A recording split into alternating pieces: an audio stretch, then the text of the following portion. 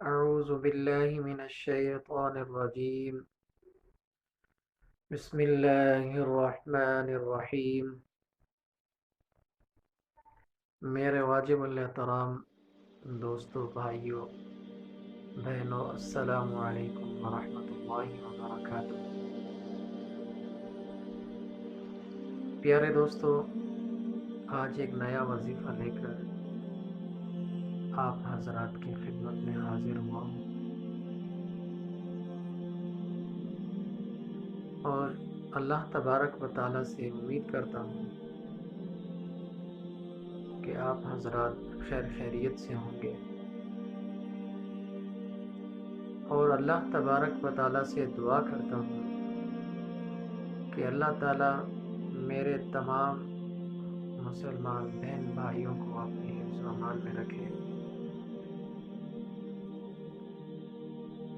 پیارے دوستو، آج کا جو وظیفہ ہے، آج کا یہ جو عمل ہے، ان حضرات کے لیے ہے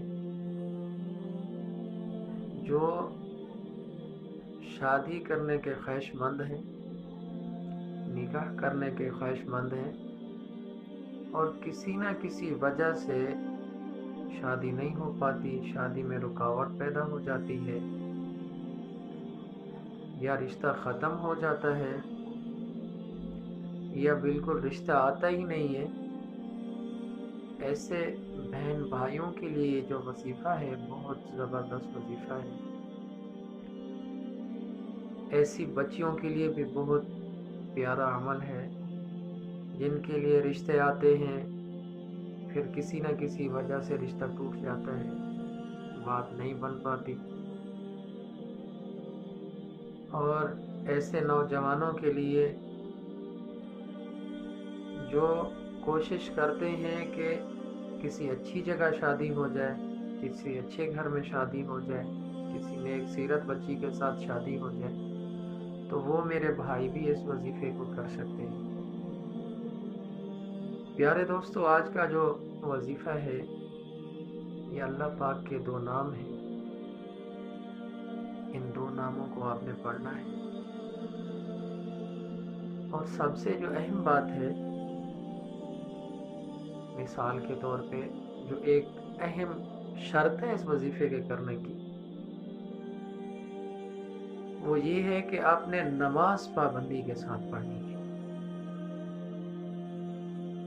نماز پابندی کے ساتھ جب آپ پڑھیں گے تب یہ وظیفہ آپ کو فائدہ دے گا۔ اگر آپ نماز سرے سے بالکل پڑھتے ہی نہیں ہیں، پھر اس وظیفے کے کرنے کی کوئی ضرورت نہیں ہے، پھر آپ کو یہ وظیفہ کام نہیں دے گا۔ سب سے پہلی جو شرط ہے اس وظیفے کی وہ نماز ہے۔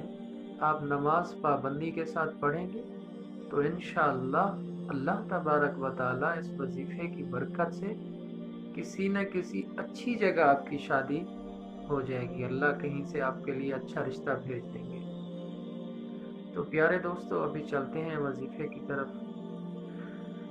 وہی بات ہے کہ سب سے پہلے آپ نے نماز کی پابندی کرنی ہے۔ نماز کی پابندی جب ہو جائے، جب مکمل طور پہ آپ نماز پابندی کے ساتھ پڑھنا شروع کر دیں، پھر آپ اس وظیفے کو پڑھنا ہے۔ اس کی پڑھنے کی ترتیب یہ ہے کہ ہر نماز کے بعد اول آخر تین مرتبہ درود ابراہیمی پڑھنا ہے جب نماز سے فارغ ہو جائے، اور 103 مرتبہ اللہ پاک کے یہ دو نام پڑھنے ہیں۔ کون سے نام ہیں؟ یا لطیف یا حلیم۔